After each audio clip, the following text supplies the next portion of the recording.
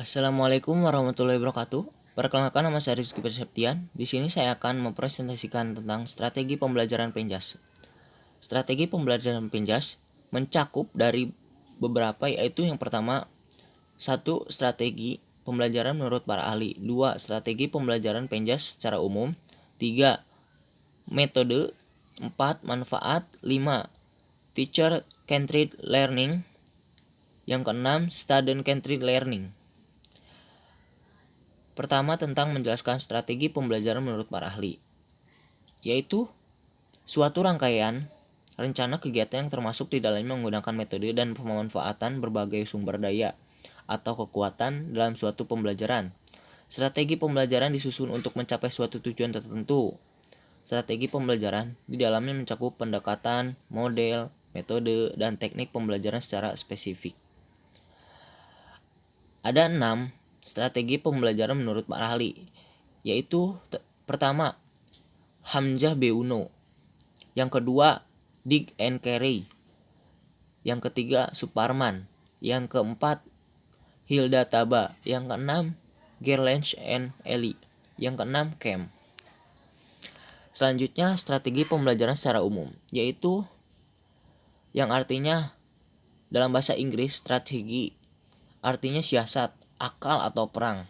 Pada awal, strategi digunakan di kalangan militer, yang diartikan sebagai seni merencanakan gerak militer dalam suatu pertempuran atau perang dalam hubungan dengan gerakan pasukan darat, laut, dan udara ke arah sasaran yang menguntungkan untuk bertempur. Selanjutnya, metode strategi pembelajaran Penjas terbagi menjadi 7. Yang pertama, pengajaran interaktif. Pengajaran interaktif yaitu mempunyai makna. Guru memberitahukan, menunjukkan, atau mengarahkan sekelompok anak tentang apa yang harus dilakukan. Lalu siswa melakukannya, dan guru mengevaluasi beberapa baik hal itu dilakukan dan mengembangkan isi pelajaran lebih jauh. Guru mengontrol proses pengajarannya. Dan yang kedua, pengajaran berpangkalan. Pengajaran berpangkalan itu menata lingkungan sehingga 2 atau lebih tugas bisa berlangsung dalam ruangan secara bersamaan. Biasanya, setiap tugas harus dilakukan dalam pangkalan yang berbeda dengan tugas lainnya, sehingga setiap tugas memiliki pangkalan masing-masing. Dan yang ketiga, tentang pengajaran sesama teman, yaitu strategi pengajaran yang mengalihkan tanggung jawab guru dan fungsi pengajaran kepada siswa.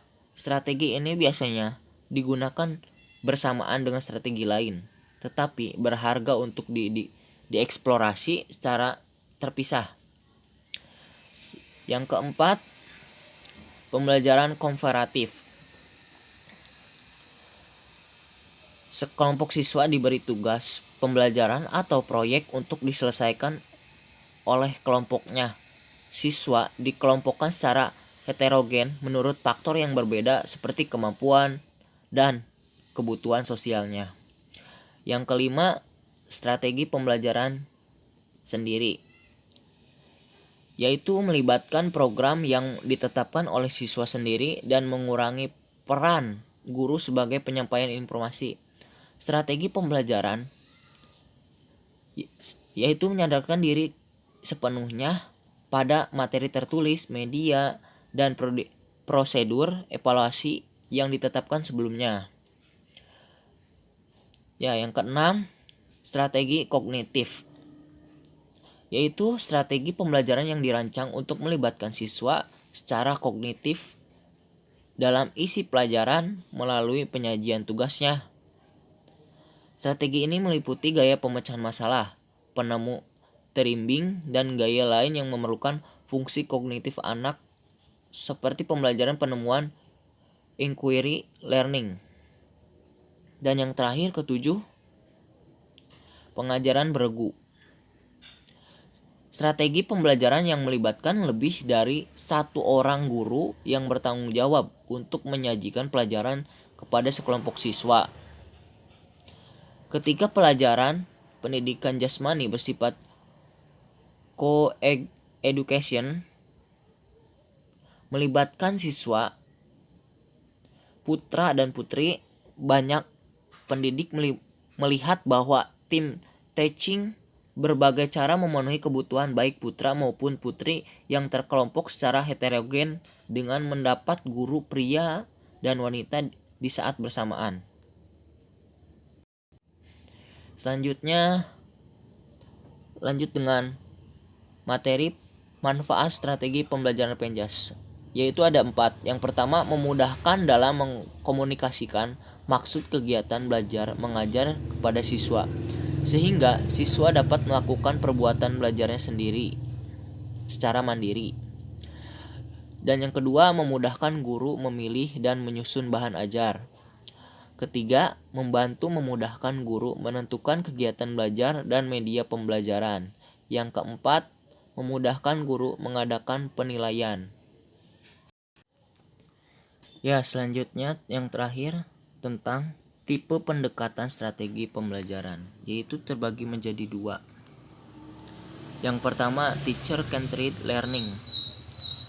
Pada pendekatan ini, pembelajaran berpusat pada guru sebagai seorang ahli yang memegang kontrol selama proses pembelajaran dalam aspek organisasi, materi, dan waktu.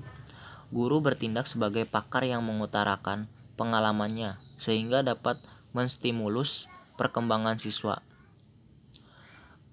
Pendekatan yang berpusat pada guru menurunkan beberapa strategi seperti pembelajaran langsung dan pembelajaran deduktif atau pembelajaran ekspositori. Dan yang kedua tentang pendekatan student-centered learning, yaitu pendekatan mendorong siswa untuk mengerjakan sesuatu, berbagai pengalaman praktik, dan membangun makna atas pengalaman yang diperolehnya. Pusat pembelajaran dikerahkan langsung kepada peserta didik dengan supervisi dari guru.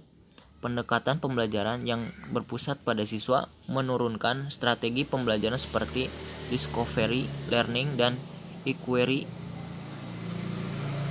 atau sering disebut penyimpangan atau penyelidikan. Ya, sekian dari saya. Wabillahi taufiq wal hidayah. Wassalamualaikum warahmatullahi wabarakatuh.